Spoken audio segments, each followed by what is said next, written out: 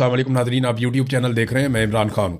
Nadreen, सबसे पहले तो जो बड़ी खबर एक आई थी और कुछ दावा किया गया था कि इमरान खान साहब से जेल में मुलाकात हुई जनरल अशफाक परवेज़ कियानी की, तो मैंने आपसे ये कहा था कि बर्फ़ पिघलने की जो बात की जा रही है वो तो दिखाई नहीं दे रही। यानी अगर ये मुलाकात हुई भी तो जो एस्टेब्लिशमेंट को चाहिए था इमरान खान ने वो नहीं दिया। हाँ, इमरान खान साहब फेस सेविंग दे सकते हैं इस लेवल पे कि एस्टेब्लिशमेंट वापस से बैरक्स में चली जाए और फौज अपना काम करे, इदारे अपना काम करें। क्योंकि जब मेरी लास्ट इमरान खान साहब से आज से लगभग 3 सवा 3 साल पहले जब मुलाकात हुई थी और जब बातें हो रही थी, तो इमरान खान साहब यही कह रहे थे कि मैं इस नतीजे पे पहुंचा हूं कि पाकिस्तान की मिलिट्री एस्टेब्लिशमेंट ने लगातार मुदाखलत कर करके पाकिस्तान की सियासत को और पूरे स्ट्रक्चर को तबाह किया।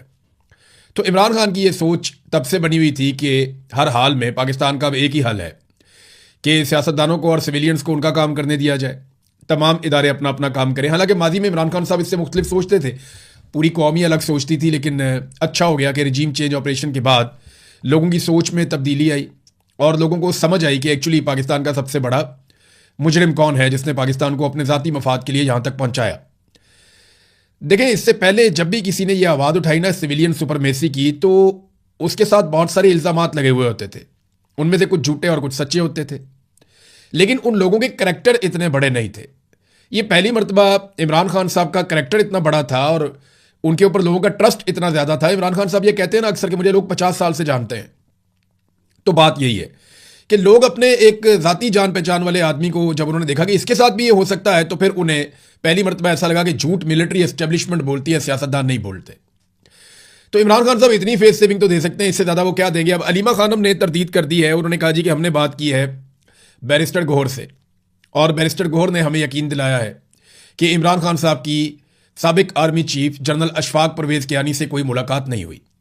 दूसरी जानिब जो जर्नलिस्ट ये क्लेम कर रहे हैं कि ये मुलाकात हुई है, उनका ये कहना है कि पाकिस्तान तहरीक इंसाफ के अंदर से भी लोगों ने कंफर्म किया कि मुलाकात हुई है। खासतौर पर रज़ी ताहिर साहब ने ये बात की है। अब एक तरफ कुछ सहाफ़ी है वो ये कह रहे हैं कि जी मुलाकात हुई है, दूसरी तरफ बहुत सारे लोग चुप भी हैं जिनके पास इंफॉर्मेशन नहीं है। तो अलीमा खानम कह रही हैं कि ये मुलाकात इमरान खान साहब की नहीं हुई, लेकिन अगर मुलाकात हुई या नहीं हुई, दोनों सूरतों में जो एस्टेब्लिशमेंट को चाहिए था वो नहीं मिला। और इसका नतीजा आप गिलगित बल्तिस्तान में और आज़ाद कश्मीर में देख रहे हैं। इसका नतीजा आप खैबर पख्तूनख्वा में जो साजिशें बढ़ रही हैं उसमें भी आप देख रहे हैं।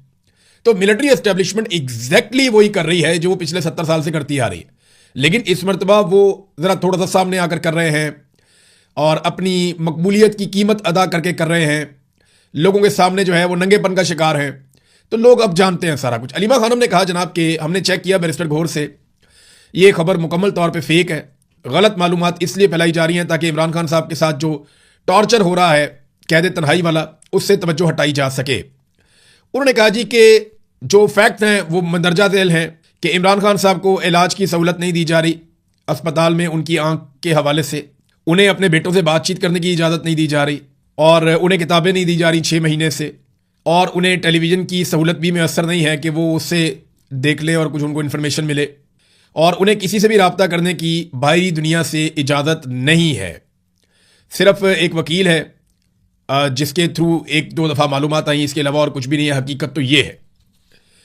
तो अब ये जनाब सारी चीज़ें अलीमा खानम ने की हैं।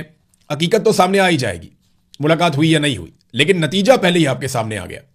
देखिए ना, यहाँ पे अगर खुफिया मुलाकात होती है तो वो तो रिपोर्ट नहीं होती। खुफिया मुलाकात को रिपोर्ट करने के पीछे भी फिर एक मकसद होता है कि मालूमात अब निकालो बाहर, अब मालूमात बाहर निकालो, कोई फ़ायदा नहीं हुआ, कोई हमें इसका बेनिफिट हुआ नहीं है। अब देखें ना, फ़र्ज़ करें आप कुछ अरसे बाद इमरान खान की कोई बहन मिलती जाकर जेल में इमरान खान से, और इमरान खान कहते कि मुझे मिलने आया था अशफाक परवेज़ कियानी, मुतालबात लेकर आया था, मैंने इनकार कर दिया। वो बाहर आकर बताती तो बड़ी बेइज्जती हो जाती पाकिस्तान की मिलिट्री एस्टेब्लिशमेंट की। तो ये भी हो सकता है। और मिलिट्री एस्टेब्लिशमेंट ने ये नहीं करना होता, जर्नैल ने खुद फ़ोन करके बताना होता है ये खबर है। 100 उनके पॉलिटिकल और सोसाइटी के अंदर बेशुमार उनके लोग काम कर रहे होते हैं, वो किसी तरह भी खबर इस तरीके से निकालते हैं बाहर के, जो खबर देने वाला होता है उसको भी आइडिया नहीं होता ये खबर जनरेट कहाँ से हुई और चली कहाँ से। बहरहाल बैरिस्टर गौहर ने अलीमा खानम को ये बताया और उसके बाद बैरिस्टर गौहर पहुँच गए स्कर्दू। यानी बैरिस्टर गौहर पाकिस्तान तहरीक इंसाफ के वो शख्स हैं जिन्हें इजाज़त मिल गई कि आप स्कर्दू चले जाएं। अब ये कंपेन क्या चलाएंगे? बैरिस्टर गौहर पब्लिक वाले आदमी नहीं है, और कंपेन चलनी क्या है, वहाँ पे जो हालात हैं वो मैं आपको आगे चल के बताता हूँ। लेकिन जिन लोगों को जाना चाहिए था ना, मेरी नज़र में जिन लोगों को जाना चाहिए था, अली मोहम्मद खान साहब वहाँ अच्छा काम कर सकते थे, शहरयार अफरीदी को जाना चाहिए था, जुनैद अकबर वो बेचारे गए भी, शानदाना गुलजार बड़ा शानदार काम कर सकती थी ख़वातीन में जाके। कुछ और ख़वातीन हैं पाकिस्तान तहरीक इंसाफ की, वो बड़ा अच्छा काम कर सकती थी। असद कैसर उन्होंने कोशिश भी की, आतिफ खान हो गए, फैसल अमीन गंडापुर हो गए, ये जा सकते थे, वहाँ बड़े जलसे जुलूस कर सकते थे। शाहिद खट्टक बड़े मुतहर्रिक आदमी हैं, वो जा सकते थे। फैसल जावेद नियाज़ी इमरान खान के जलसों में तकारीर करते थे, वहाँ जा सकते थे। आजम सवाती, खुरम दिशान और इन जैसे दर्जनों लोग हैं पाकिस्तान तहरीक इंसाफ के पास, कोई कमी नहीं है उनके पास। ये लोग जाके वहाँ कंपेन कर सकते थे, लेकिन किसी को वहाँ जाके कंपेन करने की इजाज़त ही नहीं दी जा रही। हाँ, बैरिस्टर गौहर को छोड़ा गया है। बैरिस्टर गौहर जो है वो पब्लिक के अंदर जाने वाले बंदे ही नहीं है, वो ड्राइंग रूम पॉलिटिक्स के बंदे हैं। लेकिन दूसरी तरफ एक तरफ तो बैरिस्टर गौहर को इजाज़त मिली, दूसरी तरफ आप ये देखें कि जो पाकिस्तान तहरीक इंसाफ के मकामी रहनुमा और जो लोग इलेक्शन लड़ रहे हैं उम्मीदवार, उन्हें नज़रबंद किया हुआ है। फस्तायत और नाइंसाफ़ी अपने अरूज पे है। एक तरफ गिलगित बल्तिस्तान में पीपल्स पार्टी की रियासती मशीनरी की मदद से जलसे करवाए जा रहे हैं, और दूसरी तरफ हल्का 2 से पाकिस्तान तहरीक इंसाफ के उम्मीदवार अतीक पीरजादा को सिक्योरिटी फोर्सेज ने घर में नज़रबंद कर दिया है और कंपेन तक करने की इजाज़त नहीं दी जा रही।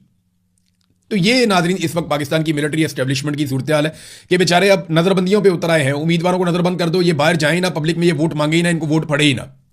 फिर इसके अलावा जितने वोटर हैं पाकिस्तान तहरीक इंसाफ के, उनको उठा के दूर दराज इलाकों में मुंतकिल कर दिया ताकि वो वोट डाले ही ना। और तीसरा ये है कि फॉर्म 47 जिंदाबाद, वो तो मौजूद है। अब नवाज शरीफ को भी एनओसी मिल गया है बाकायदा। यहां मीडिया पे कल नवाज शरीफ का रिजल्ट कार्ड आया हुआ था, अब नवाज शरीफ का जो है वो एनओसी भी आ गया मीडिया के ऊपर। ये नवाज शरीफ को एनओसी दिया गया कि जनाब आप आ जाएं और आकर यहां कंपेन करें। नवाज शरीफ से पहले नवाज शरीफ के बहुत बंदे पहुंच गए वहां पे गिलगित बल्तिस्तान में, उनमें से किसी को एनओसी नहीं चाहिए था। शहबाज शरीफ का कैबिनेट मेंबर है इख्तियार वली, वो भी चला गया वहां पे। तो इस तरह एक एक करके बहुत सारे लोग वहां चले गए हैं। पीएमएल-एन के ख्वाजा साद रफीक वहां पे मौजूद है, बाकी लोग वहां पे मौजूद हैं। तो पीटीआई के लोगों को नजरबंद किया जा रहा है, उन्हें इजाजत नहीं दी जा रही, जबकि पीएमएल-एन को पूरा फैसिलिटेट किया जा रहा है और पीपल्स पार्टी को भी किया जा रहा है। पीपल्स पार्टी का गवर्नर पहले पहुंचा, गवर्नर पंजाब को पहुंचाया गया गिलगित बल्तिस्तान, वो वहां पे पहुंचता है, उसके बाद वो इस्तकबाल करता है बिलावल का वहां पे, और बिलावल की बहन भी। तो ये लोग गए, इनको भी जनाब एनओसी जारी कर दिया गया। बिलावल ने वहां तकरीर की है। अब ये एक तो तकरीर जो है वो पूरे सरकारी वसाइल, सरकारी प्रोटोकॉल, सारी चीज़ें इस्तेमाल की गई, लेकिन तकरीर बड़ी मजे की है बिलावल की। बिलावल ने कहा जी हमसे यहाँ पे नशिस्तें छीनी गई थी। बिलावल को पता ही नहीं है कि छीनना किसे कहते हैं। 2024 का इलेक्शन हुआ ना, वहां जो सीटें छीनी गई थी उसे सीटें छीनना कहते हैं। जिस तरह बिलावल की बहन को इलेक्शन जितवाया गया, सारे उम्मीदवारों को उठा लिया, अगवा कर लिया, कागजात छीन लिए, गायब कर दिया, पर्चे कर दिए, गिरफ्तारियां कर दी और अकेली को मैदान में छोड़ के बिला मुकाबला जितवा दिया। इसको कहते हैं सीट छीनना। तो बिलावल को तो पता ही नहीं है सीट छीनना किसे कहते हैं, ये तो खुद सीट छीनने वालों में शामिल है। फिर बिलावल ने कहा कि फॉर्म 45 का बंदोबस्त आप कर ले, फॉर्म 47 का मैं कर लूंगा। बात तो ठीक है, पहले भी इन्होंने फॉर्म 47 ही हासिल किया था आसिम मुनीर साहब के तरले मिन्नत करके, और अभी भी ये फॉर्म 47 ही हासिल करेंगे। बिलावल ने एक और बड़ी जबरदस्त बात की, उसने कहा जी मैं यहां पे गिलगित बल्तिस्तान और कश्मीर की वजारत खत्म करने का मुतालबा करता हूं। बिलावल साहब, आपने कमरुज़्ज़मान कायरा को भी इस वजारत पे रखा, दीगर लोगों को भी इस वजारत पे रखा, आपकी हुकूमत ने इस वजारत को खत्म नहीं किया, लिहाजा आपका नहीं बनता इस बारे में बात करना। आज भी आपकी हुकूमत है, वफाकी हुकूमत पीपल्स पार्टी और पीएमएल-एन की मिलकर है। एक बात याद रखिएगा, बजट भी ये मिलकर पास करवाते हैं, आईनी तरमीम भी ये मिलकर करते हैं, ये हुकूमत भी इन्होंने मिलकर बनाई हुई है। और ये आपस में नूरा कुश्ती करके गिलगित बल्तिस्तान की आवाम को दिखा रहे हैं कि देखो हम तो आपस में लड़े हुए हैं। वो नून लीग वाले जो है पीपल्स पार्टी के खिलाफ तकरीरें कर रहे हैं, पीपल्स पार्टी वाले जो हैं वो नून लीग के खिलाफ तकरीरें कर रहे हैं। वो आपस में एक जाली लड़ाई लड़के इलेक्शन का माहौल बना रहे हैं, और उन दोनों में से किसी की जरूरत नहीं है कि वो पाकिस्तान तहरीक इंसाफ के खिलाफ कोई कंपेन करे, क्योंकि उससे रिएक्शन आता है, लोग खड़े हो जाते हैं। लिहाजा वो दोनों जो हैं, वो एक उठता है वो उठ के नून लीग की बुराई करता है, नून लीग वाला उठता है उठ के पीपल्स पार्टी वाले की बुराई करता है, और इस्लामाबाद में सबका गठजोड़ है, आपस में मिलकर बैठे हुए हैं। मोहसिन नकवी जो जरदारी साहब का मुंह बोला बेटा है, वो शहबाज शरीफ के साथ बैठ के मामला तय करके आ गया है कि गिलगित बल्तिस्तान में हुकूमत कैसे बनानी है, किसकी बनानी है और क्यों बनानी है, और कौन कहां पर होगा और किसको कितनी सीटें मिलेंगी। तो फॉर्म 47 और फॉर्म 45, बिलावल कहता है 45 तुम ले और 47 मैं ले आऊंगा। तो ये तो बात ठीक है बिल्कुल, क्योंकि 47 जारी करती है पाकिस्तान की मिलिट्री एस्टेब्लिशमेंट अभी तक फिलहाल, तो वो तो बिलावल उनसे ले लेगा। फिर वो कहता है वजारत खत्म करो, तो वजारत खुद खत्म कर देता। और एक और बात की बिलावल ने कि महंगाई मैं खत्म करूंगा गिलगित बल्तिस्तान से। आप अंदाजा करें, ये बंदा महंगाई खत्म करेगा। पाकिस्तान में जितनी महंगाई है उस सारों के लिए ये जिम्मेदार है। और ये वो नौसरबाज है जिसने इलेक्शन में क्या कहा था कि 300 यूनिट तक बिजली मुफ्त दूंगा, और हुकूमत बनाने के बाद ये मुकर गया। और अब ये 200 यूनिट वालों के पास जो थोड़ी बहुत सब्सिडी थी उसके पीछे भी हाथ धोकर पड़ा है। ये वो लोग हैं जो पाकिस्तानियों के मुजरिम हैं, यानी बिलावल के अब्बू जरदारी और इनकी वालदा बेनजीर। इन्होंने अपने दौर के अंदर जो मंसूबे लगाए, फिर नवाज शरीफ ने अपने दौर में जो मंसूबे लगाए, और कुछ थोड़े बहुत परवेज मुशर्रफ ने अपने दौर में जो मंसूबे लगाए, उनकी कीमत पूरी कौम अदा कर रही है। मिसाल के तौर पे ये एक बड़ी इंटरेस्टिंग खबर है, ये आप देखें। जो फेडरल मिनिस्टर है अवैस लगारी, बिजली और पानी का भी इसको तमगा भी मिला है अवैस लगारी को, उसने कहा जी कि बिजली बिल में 75% हिस्सा कैपेसिटी पेमेंट पर मुश्तमिल है और फिक्स चार्जेस इसको कवर करने के लिए लगाए गए हैं। आप अंदाजा करें, फिक्स्ड चार्जेस जो लगा दिया ना कि आपने ये बिल में देने ही देने हैं, उसको जस्टिफाई करने के लिए आपका वफाकी वजीर पानी बिजली क्या कह रहा है? वो कह रहा है कि जो बिल आप देते हैं उनमें 75% आप कैपेसिटी पेमेंट दे रहे हैं। फर्ज करें आपका बिल 4,000 है, तो 4,000 में से 3,000 रुपया आप कैपेसिटी पेमेंट का दे रहे हैं। मैं नहीं कह रहा, वफाकी वजीर कह रहा है। क्योंकि मैं इससे पहले आपको बार बार एक बात कहता रहा हूं और मैं आज उसके लिए आपसे माफी चाहता हूं। मैं आपको हमेशा एक बात कहता रहा हूं कि आप 3 यूनिट इस्तेमाल करते हैं तो आप 9 यूनिट का पैसा देते हैं। मैं बार बार यह कहता रहा हूं कि आप जितना बिल देते हैं 2 हिस्से आप इजाफी देते हैं और 1 हिस्सा आप इस्तेमाल करते हैं। यानी मेरा अंदाजा यह था कि लगभग 66% हम ज्यादा बिल दे रहे हैं, लेकिन वफाकी वजीर ने आज कंफर्म किया कि 66% ज्यादा नहीं दे रहे, 75% हम पाकिस्तानी बिल ज्यादा दे रहे हैं और यह कैपेसिटी पेमेंट का दे रहे हैं।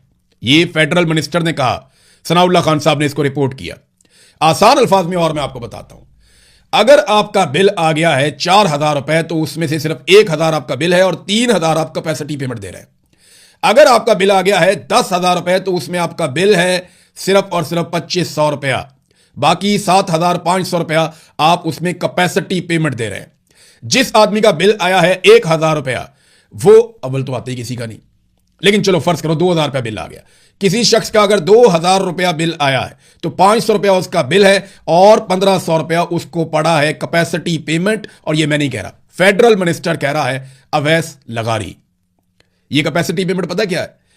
ये वो पेमेंट है जो आप बिजली इस्तेमाल किए बगैर बिजली की मद में अदा करते हैं, जो बिजली कभी पैदा ही नहीं हुई, जो बिजली कभी लाइनों में आई नहीं, जो बिजली कभी आपके मीटर से गुजरी नहीं, जिस बिजली से आपने ना कभी बल्ब चलाया ना कभी आपने पंखा चलाया, उस बिजली के आपने पैसे देने होते हैं।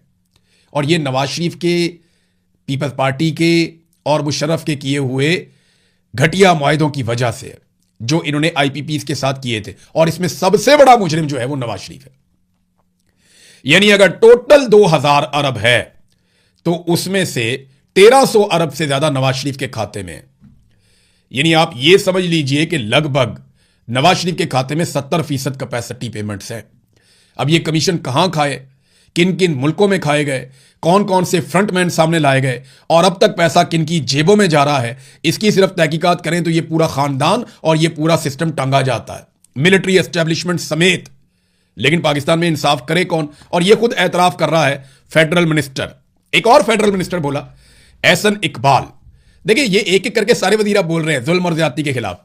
इससे पहले जुल्म और ज्यादती के खिलाफ बोला ख्वाजा आसिफ, फिर साद रफीक, फिर एक और नया वजीर है वो बोला, फिर एक और वजीर है उसने कहा जी हमारे हाथ में कुछ नहीं है, फिर अभी ये एहसन इकबाल का स्टेटमेंट आ गया, इससे पहले अवैस लगारी का।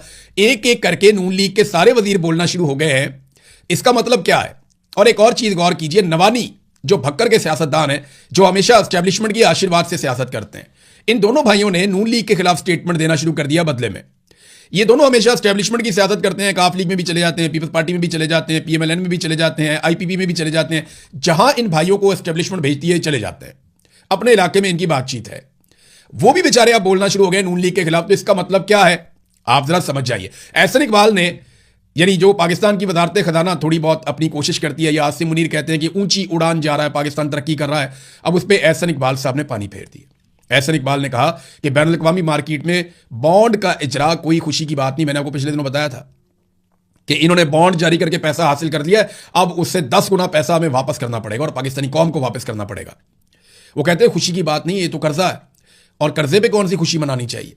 यानी इधर पाकिस्तान का मीडिया मिलिट्री एस्टेब्लिशमेंट के कहने के ऊपर नाच नाच के घुंघरू तोड़ देता है कि जनाब मईशत में बहुत बड़ी कामयाबी मिल गई, पाकिस्तान को मजीद कर्जा मिल गया। और आज पहली मरतबा एहसन इकबाल ने भी मायूसी की बात की कि जनाब कर्जा मिल रहा है, कोई पाकिस्तान तो आगे नहीं बढ़ रहा, उधर माफिया फिर सरगर्म है। यानी चीनी के मिल के जो मालिकान हैं, इनकी भी एक तंजीम बनी हुई है ना, ये अरबों खरबोपति लोग हैं, बहुत ताकतवर लोग हैं, तो इनका तो अपना एक कंसोर्शियम है आपस में। वो ये कहते हैं जनाब चीनी बहुत ज्यादा हो गई है,